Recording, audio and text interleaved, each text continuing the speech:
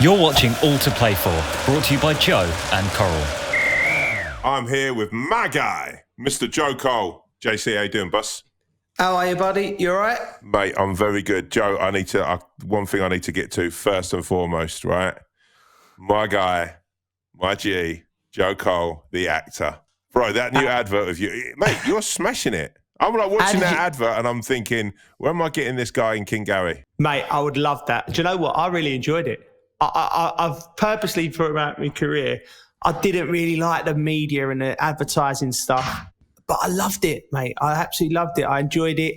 My mum was the first person to comment. She said, your acting's improved. I said, what do you mean? She went, I remember when you did I did a advert for the BBC, the FA Cup, when I was at West Ham, and I was in Ian Beale's chip shop, and she described it as wooden. So she said, you've improved a lot, haven't you? I mean, I enjoyed it. It's just been going mental. People have been ringing me up, telling me, a lot of my mates giving me stick about the kayak and all that, but I thought it was quite good. Could you be the new Vinnie Jones? Oh, I don't know. Where would you put me? Where would you cast me in King Gary? On the street? What would I be? So I think you've got that sort of cheeky, chappy sort of thing. I think a little Del Boy type character. Yeah. A little bit, maybe a car salesman. Yes. How did you get on with Ian Beale? Mate, he was blinding.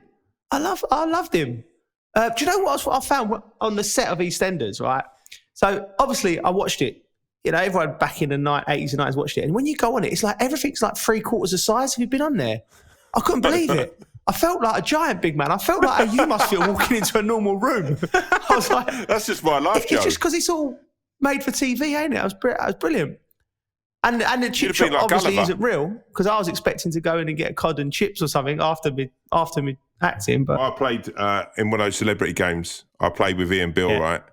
And I was playing at the back with, I think it was Steve Walsh and Matty Elliott. And Ian Beale was playing as a holding midfielder. And throughout the whole of the game, right, I'm going, Ian, pass me the ball. Pass the ball, Ian. And he's turned around and he goes, my name's Adam. And I'm like, Ian, pass the ball. And he goes, my fucking name is Adam Woodyer. I went, mate, you've been Ian Beale longer than I've been fucking Tom Davis. Get over it, son. So we're not in the studio today, Joe. I'm slightly gutted, but very gutted not to see you in reality. But I was in contact with someone who's had COVID. So I had to sort of slip away, Joe, and had to do the fucking quarantine thing. And playing golf as well was the most annoying thing. I went for a pint after, and then he texted me and went, I've tested positive. Oh, and I'm like, mate. But right now, they're the breaks. For a game of golf, I'd do almost anything. I know. Listen, you're doing the right thing, mate. As much as I miss you, I enjoyed that in the studio last week. It was lovely. It was lovely, wasn't it? And we stayed for an hour after, had a couple of coffees. Yeah, it was good, wasn't it? Hey, like, I was looking at it in the studio. I was like, all very sort of very Shoreditchy. Yeah. Everyone with the tight jeans and the nice beards and all that. Joe, mate, don't. You turned out in a little tight pair of jeggings. Wait, that's just good living, mate. They weren't tight when I bought them. Mate, I'm waiting for that Hoxton beard. Listen, I'm going to bring in a friend of ours, an absolute G, one of my guys. I love this man. He's an absolute legend. 5 Premier League titles, 2 Champions League titles, 232 appearances for Man United over 15 years. It's my guy, Mr. Wes Brown. Yes, Wes. Tom, can I just say I miss you as well? I love you, mate. I miss you, mate. Genuinely, honestly. You were like a shining light of every day of Soccer Aid. I'd literally be like, I just love chatting to you, bro. You were just a legend to be around. Same to you. A pitch legend, loved you as a player, but just everything that you want a footballer to be, I'd say you were just like a great and funny man, just a good guy to be around. Hey, it was a good few days, wasn't it? I loved it. Did you feel after, both of you, like, I felt a bit like I've been on I felt like, when you went on your first lads' holidays, and then afterwards I came back and I was just walking around the house and my wife was like, how long are you going to be so sad? And you're going to be walking down like with your head down like... You're sitting there drinking that cup of tea thinking, this time last week. Oh, my God. This time last week, I was knocking a header past Wes Brown. Loses me at the front post. Very good. Do you like how I let you do that? mate. Don't. There ain't a long list. There ain't a long list, Tom. That beating Wes in the air, I tell you, mate. Brownie, right. I've got a lot of good things that have happened to me in my life, but I've driven everyone crazy about literally. Yeah. So Wes Brown, I've just slipped and lost him. But don't say because my mates will. You did, mate. You did. How are you? You well though? You keeping well? Yeah, not too bad. Obviously, it's different tiers everywhere, isn't it? So, a bit like you, staying in most of the time. It's a bit of a nightmare, isn't it? Have you been at getting to the games at all? As any sort of Yeah, so I do most of the games for the club, you know. So whether it's home or away, I'm at Old Trafford. So obviously we get to when they're at home, you can see it. So it's been a few up and downs, hasn't it? Champions League was disappointing. Yeah. How do you find it? Because you're in the same situation as me. When you're commentating or analysing your old team, your old teammates, the manager, sometimes I find it's difficult. It's different for me with Chelsea and Frank because he's doing so well. So it's an easy job at the moment. But with Ole, like you said, it's up and down. And your job's to really break it down. I mean, it must. I found it quite difficult last season at times when it wasn't going so well for Chelsea. But you've got to say it as you see it, haven't you? Yeah, you have, mate. And in the Champions League, we've not really been up to the task, if I'm being honest. We won the first two. You get off to a good start. You get to 9 points. And then you lose the last two. Do you know what I mean? You only need a point. So it's difficult. You're doing better in the league, if I'm being honest, lads. But we're letting in a lot of early goals at the moment. And we're always fighting to get back. Do you know what I mean? Fighting to get back into the game. It's just frustrating. Because when we play well, we play well. Do you know what I mean? We're a threat. Yeah. That second half of the week, I mean, it was such a game of two halves, wasn't it, at the weekend there? I mean... What was you thinking about that, Tom? I was gutted. If I'm I came on here. I thought first half we played great. I thought Bowen looked incredible. It's ifs and buts this game, innit? I thought if Antonio was playing, I think we probably would have scored a couple more. I felt for Seb Haller. I thought that chance he missed there. But you just know, I've been a football fan long enough to know if you don't do that against United, never mind where United are. The players I thought. Second half, I thought Fernandes, I think he's another level as a player, that geezer. But I thought Rashford was, just watching that, just the way that guy, I mean, it's a weird thing to say about him. I think he's still such an underrated player because watching him, the way he makes space for himself across our back line has been incredible this season. You look at the results we've had, the places we've gone and got results. Rashford buoyed us. He literally was finding those little pockets. For me, Abonga has been a quality player for us, and and I thought, man, I don't know whether it's going to be Ollie there or what, but you think of Greenwood and Rashford, man, even as an England fan, when they were linking up that second half, they looked incredible, right? Greenwood's, he's still young, but when you watch him, he's probably a bit more natural than most of him, you know, honestly, with his touches and finishes. I know he's young and he's got to learn still, but you can see he's improved so much already than when he first started. And Rashford, for me, is just, I would have hated marking him. I would have hated it because he's always a threat, innit? He's always on the half turn, always looking to get behind. His first touch, he just runs at you. And then Bruno, like you said, he's been the outstanding person for myself. I mean, it's hard just looking at it. Every week he keeps doing the same thing, do you know what I mean? And he's one of them as well where sometimes he's not playing too well, but he'll still get one of them passes in that sort of... Do you know what I mean? So you need them. It's a weird one as well because when I watch the team, and I think the big thing for me anyway with United, and I think especially in that first half against us, was just at the back. You look along that back four. I thought Bissaka. I thought his tackle in that first half on Bowen was incredible because he's got that sort of Kyle Walker. He can get you out of trouble. His paces and he's a good tackler of the ball. But when you watch that, Wes, and you as a player, I think we talked about it a bit and what a good player you were. And when you look at that back line, what do you think of who it needs and what it needs? Yeah, I mean, we're letting in goals, aren't we? I think, first of all, for defenders, I was, especially early on in my career, I was good, but I always lost concentration. Probably because I thought I was a bit too quick, Joe. Do you know what I mean? Because I could recover. So you could give someone 5 yards, do you know what I mean? Yeah. But you could recover. And the manager always used to get on about it every time. I don't care if this is an easy game today. I want you closer. I want you doing things properly. I don't want you doing it slow. And I just think sometimes we drop off. And we're not, as physical as we can be. You know, like first 20 minutes on people, touch tight, making sure you know they're there. And I just feel sometimes we give them a bit too much room early on. Gives him a bit of excitement. Do you know what I mean? It makes the striker think he's going to have a good game. I can't accept that. Do you know what I mean?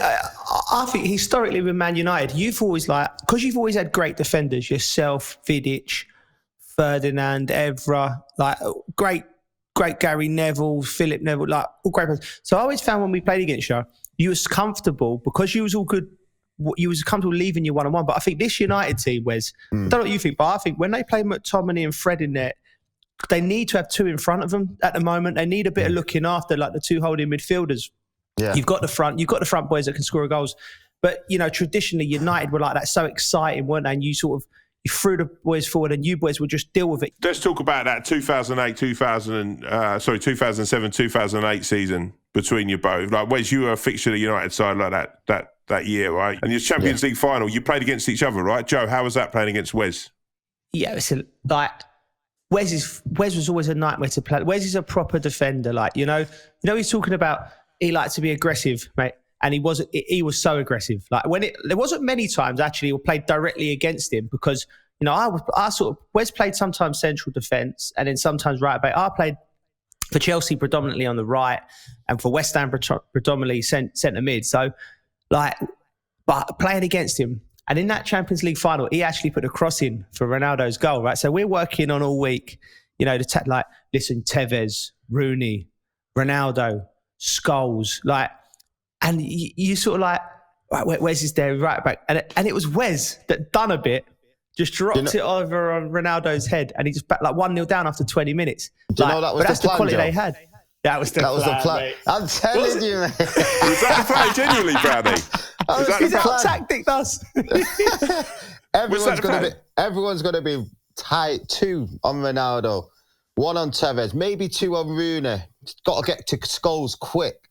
Yeah, Wes can have the ball for a couple of seconds extra. So give it to Wes here, whip it in with his left, and Ronnie will head it. Simple. Do you know what, mate? Do you know what? But that's it. Like that United had quality everywhere. Like you can't give Wes time on the ball. He picked something to one out. And was that the best team you played in? That's the best team I've played against in the league. And it'd be interesting to get Wes's thoughts on this because Wes is an interesting situation because he transfers to sort of the 90s team, which a lot of people said the team that won the Champions League in 99 was the greatest United team. But I played against them as well. And I think the team in 2008 was better because I thought, when did you have the best player in the world at the time playing for United, Ronaldo, plus Tevez, the greatest goal scorer United? They was a team, mate. We was a very good side. We was a top side, but they was a top side as well. I think both teams were unbelievable. Honestly, all season, all you do is straight away you see Chelsea win and okay, they won again. Yeah. You know, when we win, they'll win. So okay, we just got. So the battle was unbelievable, mind games, and it's what you want to be involved in because you both know you're good teams. That's the first thing. And the head-to-heads were incredible. Do you know what I mean? I think you had us on the head-to-heads, to be fair. But that final, like everyone, like you've just said, which team is the best? And I'm not going to lie, I have to go on who did it and who didn't. Now, we got beat in the FA Cup at Portsmouth, and it killed us. We absolutely battered Portsmouth, but we got beat. So we didn't manage to do the treble, whereas the 99 team has. If you were asking me which team would win if we both played against each other, I'm telling you, the 08 team was legendary, mate. To keep that team for the 2-3 years that we did was incredible from the manager. Because you couldn't keep everybody happy. Do you know what I mean? Whenever you played them, they were just on it. It was like, it was a pleasure to play against them. You know, I don't want to get a love in because we hated them at the time, and I'm sure they hated us, and the rivalry was intense. But when you look back now and you think to yourself, I've shared the pitch with all them great players and competed. You know, we won titles, they won titles. It was a real strong era, and I'd back that United team against this current Liverpool side that won the league, or the great Man City sides that we've seen over the previous 4 or 5 years. I think that was unbelievable side. So in that final, Champions League final, I mean, the biggest game in club football, right? goes to penalties. Both of you get taken off, right? How do you feel about Wes when you're getting taken off? Were you injured, Wes, weren't you? Wasn't injured. This was after 2 minutes before the end of the game, after extra time. And I'm not going to lie, because it starts creeping in your head, doesn't it, Joe? Penalties. Yeah. And you know it's going to happen because no one was giving anything away. And as soon as I walked off, I thought I'll be fine. And the relief was a joke. I was like... I'm telling you, it was hot. I was thinking, was I that tense thinking about it? Do you know, once you get off, you're like... Yeah. And then you're panicking for the other lads. But the relief, I must have been so... in me, conscience in my head thinking, I'm going to be like 9th, 10th, but you might have to get up like. They're the toughest ones, 9th or 10th, right? Yeah, but luckily, brought Anderson, and so the relief. I was panicking for the lads, but JC, what about you? I come off for Anelka for that same reason. For the same reason, Anelka's a penalty taker, isn't he? He's taken penalties all his career, but not like Wes. It wasn't on my. I don't ever remember being on my mind. Do you know what I mean? I wouldn't have. I think I would have been the penalty that Anelka took would have been my number 6. I think it was. So I because we had Ballack, Lampard, Ashley Coles takes penalties, Drogba, but he got sent off. So I don't know how the numbers added up. I can't even remember, but. I would have been, I wouldn't say it was relief. I was just because I think as an attacker, you're always thinking, if I stay on the pitch here, I might be able to do something and we could win the game last minute. Yeah. So, but yeah, it was a horror. Listen, me and Wes have got very different views of that night. It's probably the second lowest night. So that night was bad, mate. It was bad. I'm sure Wes had a great night. But I had a fantastic night, Joe. How was, because that was the JT night, right? So how was? Yeah, that must have been. Mate, I've never seen JT miss a penalty in training or games before that. I say that to everyone, Joe. At England, he used to bang him away with his pretty easy side foot, behind the corner. Yeah, I think with these things, Wes, with these games, and this is where I've come to terms with it as I've finished. I think things like this are written in the stars. And it just was meant to be Man United that night, and that was it. There was nothing in it between the two teams. Yeah. Two great teams, respectful of each other. We'd beat them in the cup final the year before, the FA Cup final, and it was just written in the stars that was their destiny. And Chelsea went and done it in 2012, 5 years later, in a game where you have to say that was in Chelsea's destiny because, I think they had 2 shots on target all night or 1 shot on target, So just it was United's night. When you look at that as well, Wes, and you think because this week watching Ronaldo versus Messi, and what is for both of you, Joe is an attacking player who's played against them both, and Wes, you played with Ronaldo, and you look at them both now and you think, enjoy. I just sat and watched that game thinking, how many more of these have we got? We've got to enjoy these incredible moments with 2 of the greatest players.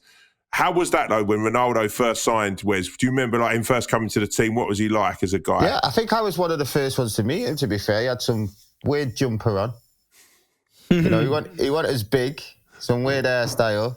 But you could see straight away his work rate. Do you know what I mean? Because he was very raw. Do you know what I mean, Joe? Very raw. Yeah. He worked every day. I know we all heard the stories. He worked every day, and you used to think, bloody hell, look at this kid there. But it's good because he wants to do well for the team. And And you know what it's like? You sign for Man United, it can be difficult, especially as an attacking player. People want to see something straight away. Do you know what I mean? Yeah. And he was never shy to show off his skills. That's one thing I do rate about him. Because sometimes when you get a young kid coming in, you can get some, and they start doing all these tricks. You get some of the seniors, especially if they start losing it, pass the ball, stop doing all that. He didn't even listen to none of that. He just kept doing it. And at the beginning, he probably did too much. Yeah. Like he'd get past the man, he'd go to cross it, chop again. And you'd be like, Ronnie, just cross the ball. Do you know what I mean? Then he'd try and do him again. And then just like that, he worked out how to punish people, and that was it. But score as well. Yeah. And you've got to give him credit for that because it's incredible. His scoring ratio is just unreal. Yeah. Both of them. What Ronaldo, I think, has got much more than me, but much more than any other player is this, like Wes said, that mindset of just, he was just relentless, wasn't he? Like he was the first one, Tom. Wes might be able to actually, like private chef, private trainer, private physio. He see that, I was still like at Saturday night, Sunday night, eating. I didn't understand what good eating was, good living was. I was just doing whatever all the other footballers around me did. Whereas Ronaldo come in like 4 or 5 years after it, and he hit it early, and he just, like I said, he come back from the 2006 World Cup, and he come back an absolute monster. I don't know what he done that summer, man, but he was just different level when he come back, and he was just he's an example to any young kid who wants to get the best out of their ability.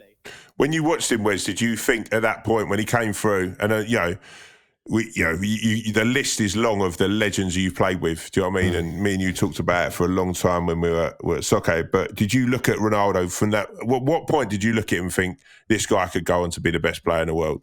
You know what? You see it in training first, Tom.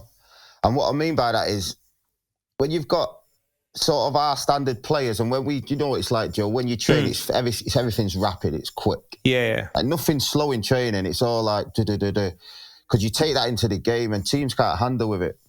And I remember people getting tight to Ronaldo, hitting him, Keno smashing him. Do you know what I mean? Yeah. First thing I thought, wow, this guy's brave, because he just gets up, he doesn't sulk.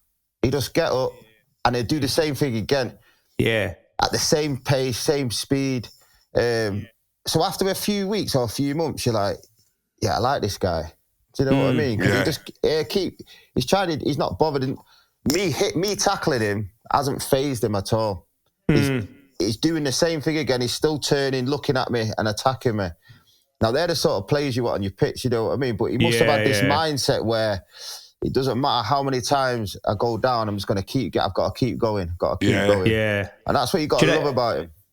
Yeah, talk about that, the speed of the game. I always enjoyed that. Like, I think it was a bit sort of not nasty of me, but when players used to come with England and they used to come, and you know them lads like used to come into the squad and like they maybe like they've had a few good games for their team and they're bigging themselves up, come to England squad, and then they go the first few sessions for England and the lads would hit the pedal running, like the ball be moving, and you'd see their faces like, what's going on here? Like, I've never seen the ball move that quick. You know, like the levels. I like letting people know the levels, and that's what it was like. When I see a few of them coming in. I wouldn't have never named names, and they were just like, wow. This is you know what I mean? Then we get the circle and like the lads just getting pinged around in the. Oh. But you think people think England's like relaxed, but because you want to play, everything is quicker, even a touch quicker than your club. Because you sort of go there, and there was a few times. Obviously, when I retired, when I got to about 30, I was so happy, Joe, because that took so much energy from me going into them England trip. Because it took so much out of you. You just needed a rest, but it was rapid. It was rapid, and people, especially coming in for the first time, would sit down at dinner or lunch and be like, "Yo, I got to go. All right, geez, how was you today?" And they'd be like, "That was quick." I'm going to sleep at 7:30. You have to earn your stripes, but the first time you see that level of speed, the way the ball's moving, and how technical everyone is, it just take you a little bit of time to adjust. And the good players adjust. And the ones who just are not capable of doing it, they end up playing 2-3 times and then you don't see them again. Do you know what I mean? So it is levels, but you have to give yourself time to just take a breather. I used to go to the squad and just train because I didn't play that often. For about 12 years I did it. I used to get back to United like that. I mean, Wes, to be fair to you, like you look at that side, right, that at that time in England, you probably had the best centre-backs, arguably ever at England. We had a hot time of centre-backs in. Wes had a lot of injuries as well. How would you have fared, Wes, if you'd have had someone like JT or Rio didn't really pick up injuries in their younger career? Did you? Because for me, you was every bit as good as them boys, and I just think you just missed a lot of football in your younger age, didn't you? Yeah, 100%. It's a tough one because when you get injured with ACLs so young. Yeah. You're just worried, aren't you? Do you know what I mean? It takes a little bit from you. My first one was 19, straight after Champions League. Yeah. And then it's a weird one, Joe, because you get to the surgeon at the time, and obviously it's a lot more advanced now. But even then, it was still good. And you get in there, you're having just before you're about to go in for your operation, the surgeon goes, "Oh, just so you know, you need to sign this, so if it doesn't work, we're not." God, I was like, "Oh, jeez, man." You're like, "Oh, this says you're about to go under." And you're just thinking, "Oh my God." Never been injured before. So when you're injured like that, especially a long-term injury, you have to process it as well. Do you know what I mean? Because for the first 2 months when you're not really doing much, you're fine. But it's after that. Yeah. It's after that that's the struggle, because you've then got, like you just talked about Ronaldo, you've got to change how you eat, change how you prepare for yourself. You know, mentally get stronger, because you can't do certain things now that you used to be able to do. Yeah. And you 100%. Luckily, I was probably young enough, so I didn't lose much pace. Don't get me wrong. I think later on, it catches up. It takes its toll later on, doesn't it? Yeah. And then I did my second one 3 years later on my other leg. So it's just like, so it can mentally it can hurt a bit. And I know that people, fans especially, don't see that side of it, but it's tough. It's a tough one when you're out for like 8-9 months each time. Yeah, mate, I done mine at 29, my ACL, and the way I played was, you know, like looking back now, at the time I wouldn't accept it, again, going back to the ignorance, but it took something away from my game, you know, like the twisting and turning and the mindset, you know, and mine had a successful operation, like mine was fine, like I can still play football now, Sunday League and things like that, it's not a problem, but it does take something, and for Wes to have the great career he had, having done his ACLs, 2 ACLs, like reasonably early on in his career, is like a credit, man. It just shows the level. Same as like Woodgate's. If you'd have lined up Rio, JT, Wes, Woodgate and Ledley King at the ages of 20, there was no different. They was like, if you had that five, pretty much same age, but it was all good. There was so many unbelievable players. It was like class players as well. Yeah, and that's without saying the older ones, Joe. You know what I mean? You still had your Keowns, your Southgates, your Sol Campbells. You know what I mean? So Tony. There was a lot of people there. Yeah. Yeah, and you take any of them boys. Just miss Tony. Did you? Yeah, I didn't get to play against him, no. So getting on to the big game, right, Wes, this weekend. I mean, you played in a number of these. And obviously, what I love about your career is that you played in these from... You'd have played against City before they were the Man City that we know now. Yeah, I played at City against my main road. So these games are proper, man. Do you know what? I don't know if it's the rivalry like, say, Arsenal, Tottenham, because there's a bit of love there as well, because I've got loads of friends that are City fans, do you know what I mean? But it's just it was one of them. It didn't matter. We were, back in the day, we were probably ahead of them most times. But I tell you what, it doesn't matter where they would be in the league, they'd turn up. And that's what I love about it. Because I remember a game you played against them, and it was before, or was it around the time when Sean Goater played and they beat you? I can't remember the season. Yeah, the GOAT. And it was, but you just saw City at the time just show up. I mean, we go into this game like now, this City United game. I mean, it is a complete turnaround. How was it, firstly, when City, this transition came, and Joe, you had a similar thing really, because you joined Chelsea as that all changed. But how in your head was it, Wes? Because you were like, this is United in their pomp, and all of a sudden, you know, the Tevez saga, Tevez goes to City, you know, and you've got these noisy neighbours. How did you find that? It was fine, because I knew I'd be retired before they started getting on top. I love you, Wes. Do you know what? But I like it. Do you know when they started doing it? If I'm being honest, I was like, yeah, I like it personally, because it makes it more interesting. It makes the two teams on more of a par of a level.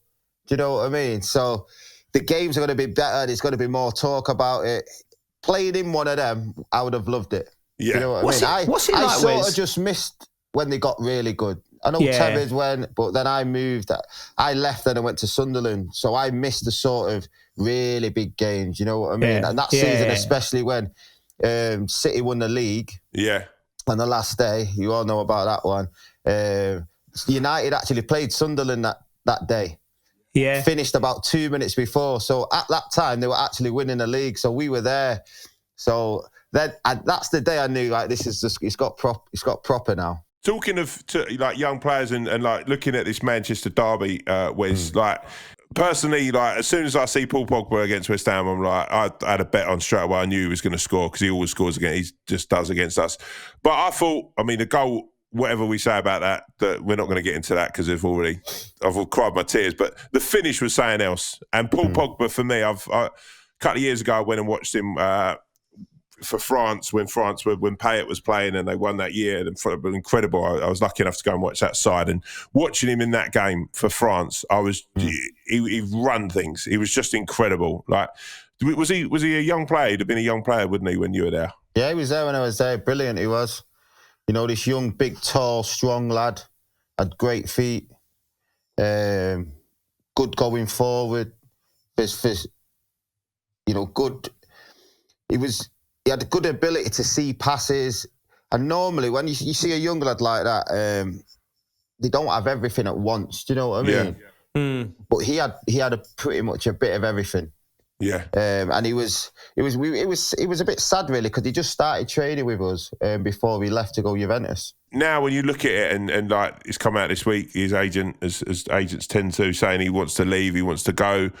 I mean, firstly, Wes and Joe, do you think when you look at him as a United player, you think like, you know, he probably hasn't fulfilled, you know, the potential he's got, you know? Secondly, do you think, how committed do you think he's been to the club? And do you think he's always had his eye sort of like on something else? I mean, what's your feeling there? Yeah, maybe. But at the same time, I think, first of all, I think no one will disagree that he's not a good player. No, you know I don't think you could ever say he's a remarkable player. Not even United player. fans don't think that. But at the same time, it has just not worked out. Like, the consistency's not been there. I think at the beginning, you know, I just think it was a lack of effort. I don't know. You know what I mean? Yeah. I mean, don't get me wrong, his agent doesn't help situations. Yeah, what do you think of his agent, Wes? Like, because I personally think that's the problem. Like, you got these people like him. It doesn't help the situation at all, does it?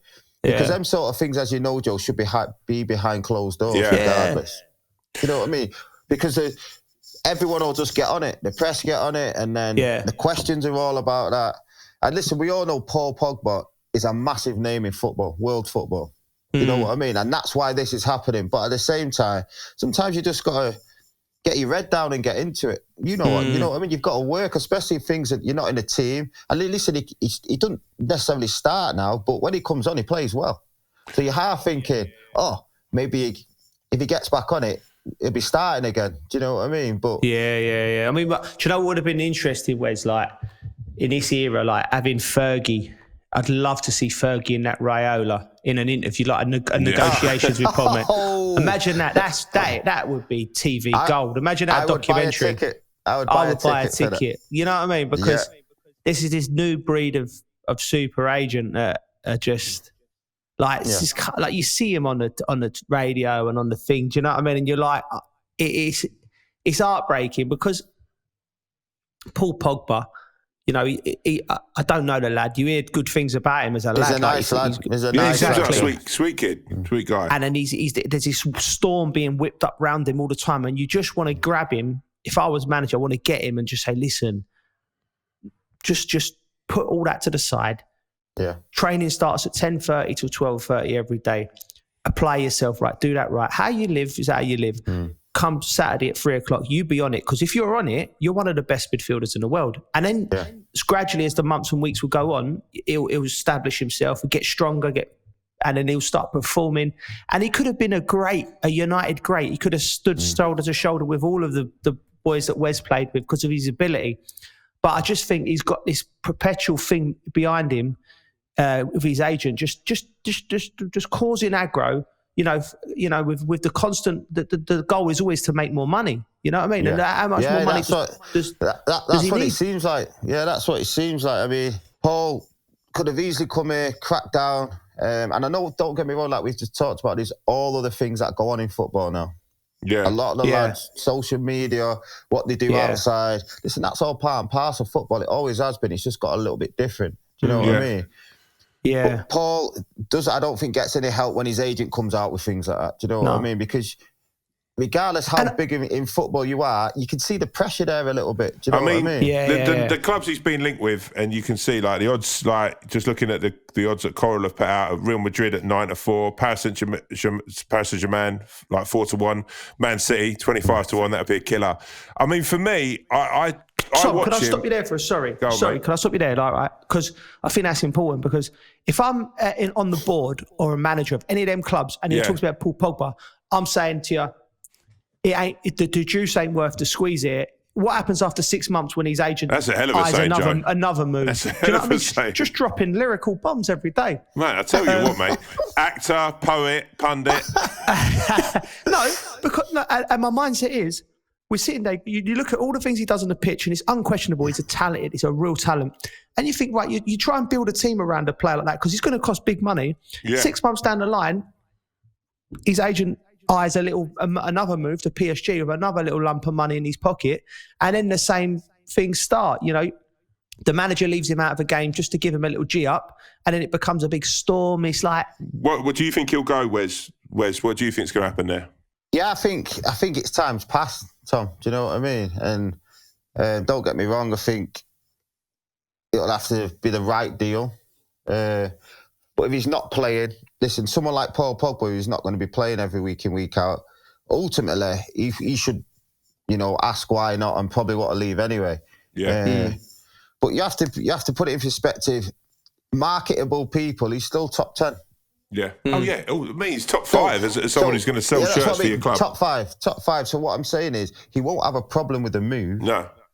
And that's maybe what hasn't helped. Does that make sense? I look at it as a fan, right? And I can only look at it as that. I look, number one, and you made a good point earlier, Wes, and I think you'd be insane as anyone who knows anything about football not to see what an amazing player and what talent Paul Pogba. But as a fan who, for 25 years, have turned up at football and paid my money to go and watch some. When that word of effort isn't used, and I think both you two as players, you could always see the effort you put in.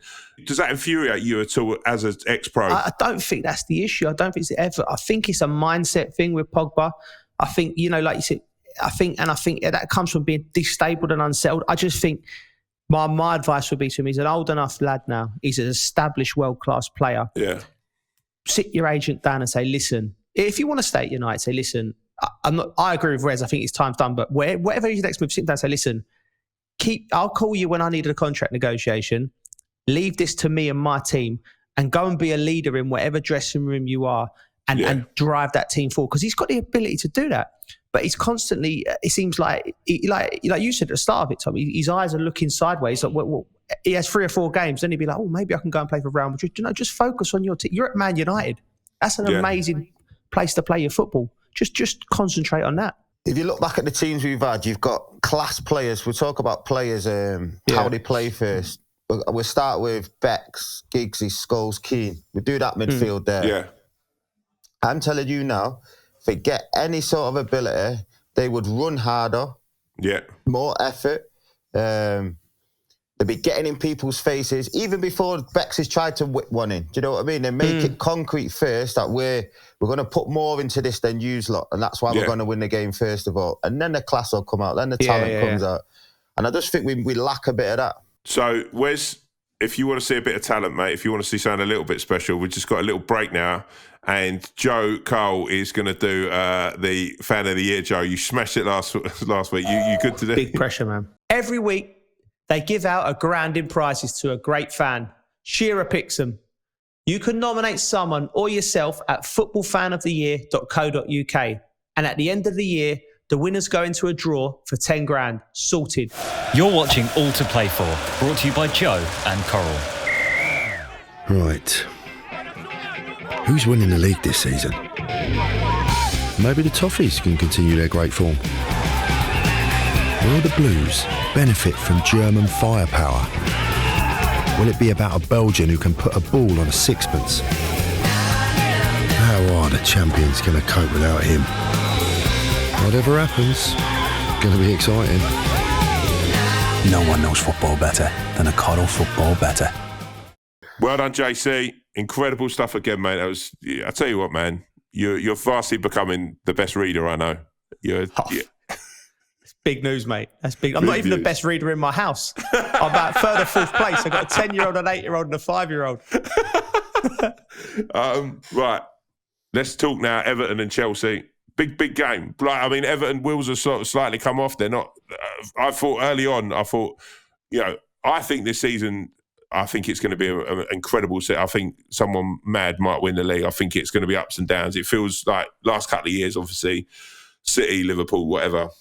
It feels it could go each and every way. Everton, Chelsea. you've played for Ancelotti. What are your memories of him as a manager? I love Carlo.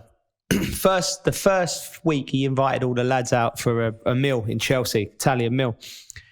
I arrived late, like I did for this podcast. Again, so there's one seat next, and Wes will tell you that the one seat left is next to the new gaffer as I've walked in, and everyone's sitting there with their mineral waters and that.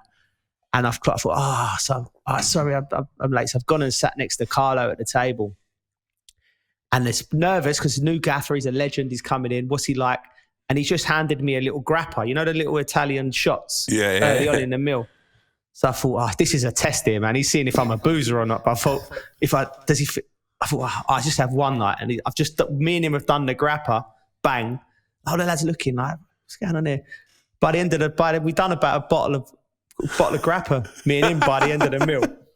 Like, and he just loved it, mate. He was just one of the lads. Like, and then the lads all relaxed, like, had their glasses of wine. And he's just the best manager I've ever had. He was brilliant. He was fun. He communicated well. And I went in for a little operation on my knee, and just before I was going down to the surgery, my dad passed me the phone, and it was Carlo on the phone. Do you know what I mean? And just that, he said, listen, don't worry.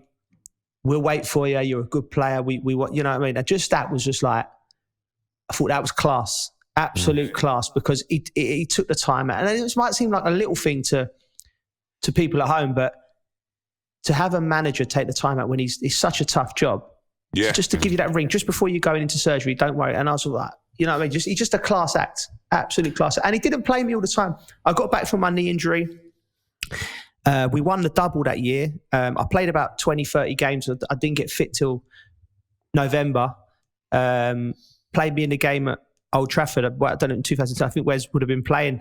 And we won. We were terrible that day. We won, and that was the game that won us the title. And it was just he's just a great geezer, and you want him to do well. And everywhere you go, the players love him. He's just a great manager. I can tell you some of what Joe said in there. Like, when you get managers like that, Tom, the respect is so much that when you go on that pitch, you will do anything for him. You will try and make sure everything's perfect for him. Do you know what I mean? You don't want to let him down because you respect him that much. Because, I mean, for you, Wes, I mean, you know, to be playing for, arguably the greatest manager of all time in Alex Ferguson, and you played for him for sort of his, for his whole, pretty much his, your whole career, United was under Fergie, right? How was, I mean, that relationship with him must have been incredibly close, right? Yeah, it was good. It was funny. Obviously, it changes because I've known him since I was 13, so I'm a little kid. And it changes as you go along, but he basically always told me the rules. Does that make sense? He always told me what was right, what wasn't right, and I like that about him because it's sometimes when you're a young kid, you can start doing the wrong things, you know what I mean? And I'm not just talking about football, but outside of football as well.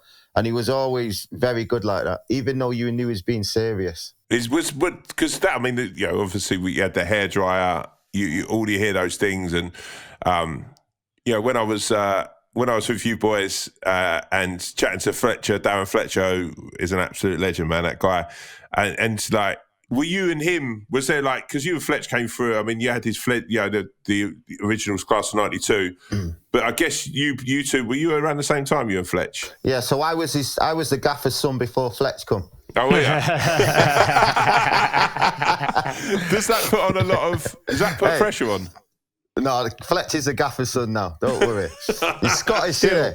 Yeah, he's Scottish now. But he was so good with the young lads, honestly, because he made you understand that you were the big boys, but it doesn't matter about age, you know what I mean? You're here because you're good enough. And he always reminded you of that. So when your confidence was low, he'd remind you you're here for a reason. You're not just here because you turned up one day. You're a good footballer. Do you, Joe, when you look at Chelsea now, and we've talked a lot about Chelsea on this, but do you see that a little bit with Frank? Like, Frank's obviously played for a number of amazing managers, but obviously, he seems like he really wants these, like Mount, he's there to really say to Mount, I took you to Derby, do you think that he's got a little bit of that?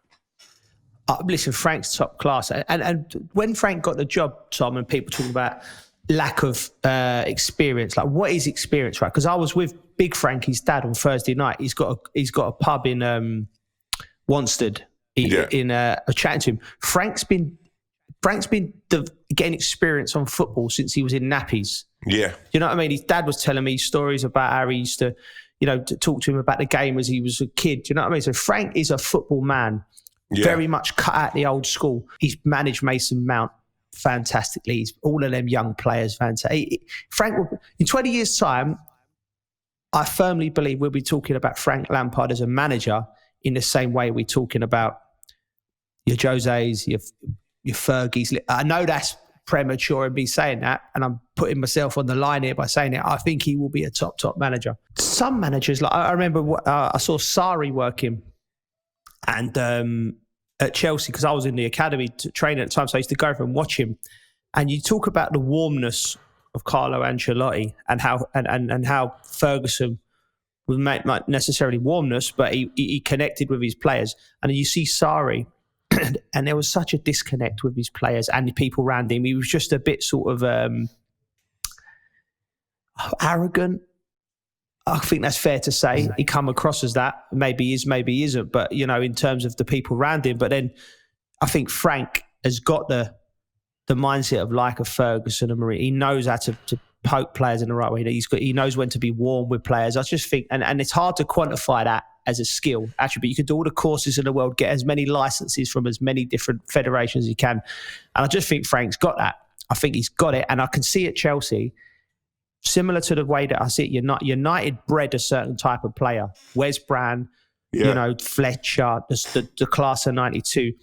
Lovely fellas off the pitch, but on it, they was horrible bastards. You know what I mean? And that's good. That's what you want. But they had new values. They had respectful, and I can see that with Chelsea. I can see them players. They're lovely kids, well respectful lads. But on it, you can see the drive and they're meant to win. And that comes from Frank, but it also comes from how the club is at the moment. But like when you look at Ancelotti and you talk about people coming in who seemingly raise someone's game. Like for me, Calvert-Lewin this season feels like someone who, a couple of years now I've watched him, always thought he's technically a good player, and maybe not added those goals to his game. This season it feels like he's just stepped up to this sort of a whole other level. Wes, do you think that's down to Ancelotti's management? I do a little bit, and I think it's also the sort of clientele Ancelotti's brought in as well. I think he's seen something in Calvert-Lewin, and which other managers have seen before, but I think he's matured this a lot more this season. He understands what he wants to do. He understands that he wants to be the main man now up front. I can see it in his eyes. He's got a bit more maturity on him. Do you know what I mean? And he looks, even though he was a big lad, he looks stronger as well. So, he's not scared of these defenders no more, and he's focused. You can see it in his eyes. But I always remember Wayne Rooney when he went back. He said he'll be a top player. Yeah, really? Calvert-Lewin. Yeah. He said that. This is when he was very young, and he'd come on as sub. He come on as sub a few times. He said, "I'm telling you now, he'll be a top player." Because they were. That's big shout out. They've brought a couple of those sort of number nines who sort of, and it's such a tough. It's the hardest role to get in a sense, isn't it? That goal scorer. I mean, even now with Coral, he's 11-2 to be top goal scorer. Son, well played, 8-1. Vardy, great link, right, Joe? Vardy 5-1, and Kane. Harry Kane's still the favourite at 10-3. So, do you think he could be like top? I mean, especially going in like for England at the end of this season. Do you think Calvert-Lewin there, if he's like top scorer? I mean, Kane's going to obviously be number 9, but do you think Harry Kane's got one eye on him, thinking, mate, I can't have this. I've got to be top scorer. If anything, Harry Kane's got a little bit better as he's got older. Even the assist he's doing. So Harry Kane will be the main man, but that's what as a young striker, that's what your focus should be. Can I get as more goals than everyone else? And I know that seems selfish, but that's what number 9s have to do. Do you know what I mean? They have to be selfish. They need the goals, and they want the goals for the teams as well. Yeah. If there was one-on-one situations and then the number 9 had a one-on-one and I was next to him, I'd hope he'd smash it in and not side foot it. And that's the only, because I want him to get his confidence up and get as many goals as he can, because you know what it's like. If you have a team where your number 9's not scoring, it's hard. It's hard to come back into the game. Finally, Wes, on what, like, you have good powers with Wayne, obviously, with Wazza. I mean, he's looking at moving into management. If I'm honest with you, obviously, he picked me as number 9 for Soccer Aid, so I'm going to be awaiting the call myself. Big man up front. Fingers crossed he gets in touch. But what do you think there? Do you think that's a good move for him if it comes about? Yeah, do you know what? It's something he's always wanted to do. And Joe would have seen him in the changing rooms as well. He's got that something about him. Do you know what I mean? He's got this determination. He would not be shy in telling people what to do, because I know some players are, some ex-players are when they go into managing. You know, he's got a focus for it. And I'm not going to lie, he's probably one of the first that's 23, 24, I want to be a manager. And obviously, if this opportunity comes off, he'd be delighted, because it's something he's always wanted to do. And people always speak as in, you know, should he get the job? And I was like, well, why not? He's been one of the best players around in his era. He knows a lot about football. This is what he wants to do next. People say to me, should he start at Derby? Why not? You know, sometimes opportunities come and you jump on it. Do you know what I mean? Yeah. There's a lot of ex-players trying to get managerial jobs, and they're finding it difficult here and there. And some people get a little bit luckier. Like, I'm not saying he's been lucky, but at the same time, an opportunity's there. He was at Derby as a player. You know, the manager's left, and now they're in this situation where they need a manager, and obviously he will put his name in. Would you fancy joining him down there if he made a call? No, he'd be shouting at me too much. He'd have to call him boss, wouldn't I? No chance, Tom. He'd love that. He would love that. He would love that. No chance. Right, Joe. One of them, you know, in the dressing room when you're like, if you don't call him boss, you go, Wes, address me properly, please. yeah. In front of everyone. Oh, and you're giving him that stare like, okay. All right, we'll talk about this after.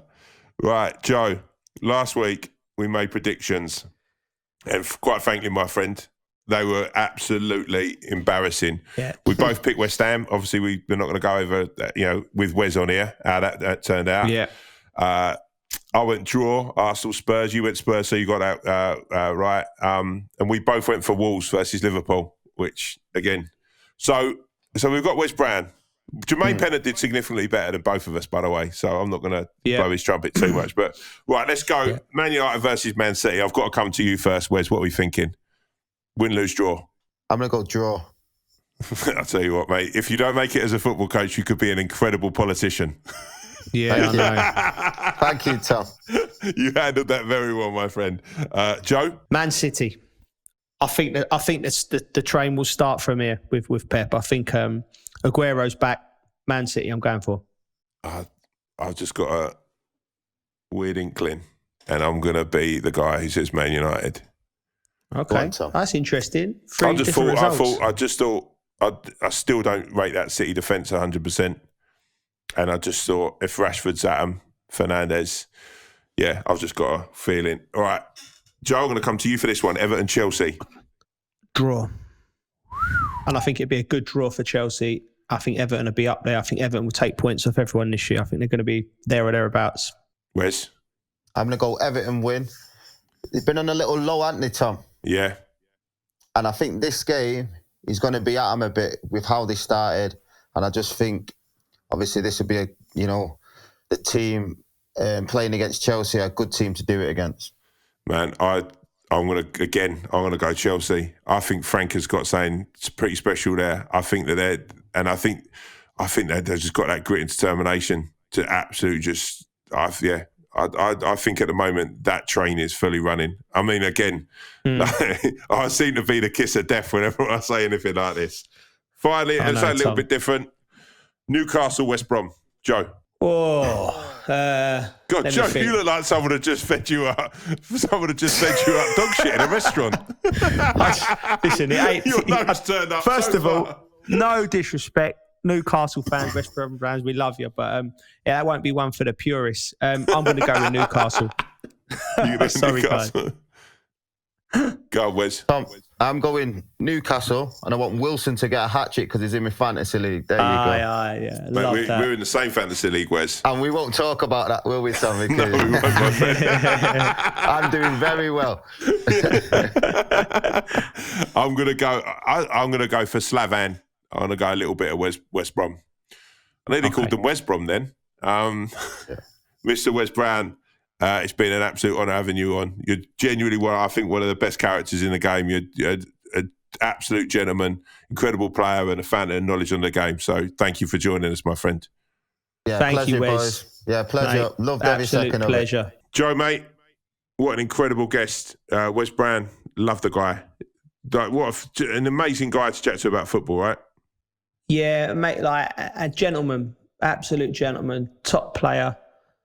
Love that. I've known Wes since I was 15, 16. We've got a lot of mutual friends. We used to have a few nights out together, and he's top guy. Love him. We should get him back. And again, we've been lucky with the guests. We should get him back on later on. Mate, I'd love that. He's just such a entertaining character. Well, Joe, it's been a pleasure as always, my friend. Nothing but love, brother. Yeah, love you, people. Big man. You've been listening to All to Play For, brought to you by Joe and Carlo. I've been Tom Davis. He's been Joe and Cole. See you next time, baby. You've been watching All to Play For, brought to you by Joe and Coral.